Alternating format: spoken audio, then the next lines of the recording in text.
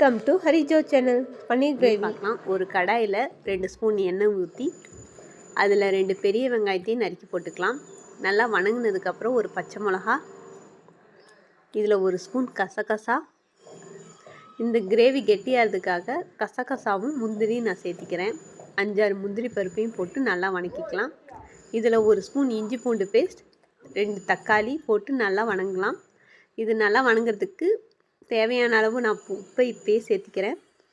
இதில் 1 ஸ்பூன் மிளகாய்த்தூள், 1/4 ஸ்பூன் மஞ்சத்தூள், 1 ஸ்பூன் தனியாத்தூள், 1/4 ஸ்பூன் கரம் மசாலாவையும் போட்டு நல்லா வணக்கிக்கலாம்.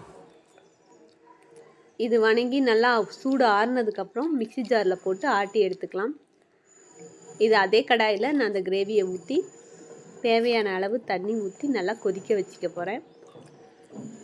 இதில் இந்த பன்னீர் கிரேவியில் நான் குடமிளகாவையும் சேர்த்திக்க போகிறேன். அதனால் கட் பண்ணி வச்சுருக்க ஒரு குடமிளகாவை சேர்த்திக்கலாம்.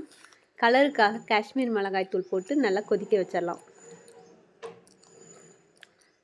கிரேவி நல்லா திக்கானதுக்கப்புறம் ஹோம்மேடாக செஞ்சு வச்சுருக்க பன்னீர் இதில் போட போகிறேன். இது ஒரு 10 நிமிஷம் நல்லா கொதிக்கும். லிட் போட்டு மூடி வச்சிடலாம். இந்த கிரேவிக்கு நான் சப்பாத்தி செய்ய போகிறேன். அதனால் மிக்சியில் மாவும் 1 ஸ்பூன் எண்ணெய், 1/4 ஸ்பூன் உப்பு போட்டு நல்லா மிக்சியில் அடிச்சுக்கலாம். இதில் கொஞ்சம் கொஞ்சமாக தண்ணி கலந்து ஓட்டுனா சப்பாத்தி மாவு ரெடி ஆகிடும். இதை ஒரு 5 நிமிஷம் அப்படியே மிக்சியில் அரைக்கலாம். அதுக்கப்புறம் சாஃப்டான மாவு ரெடி. இதில் நம்ம கையில் 1 ஸ்பூன் எண்ணெய் ஊற்றி நல்லா சாஃப்டாக நல்லா பிசைஞ்சிக்கலாம்.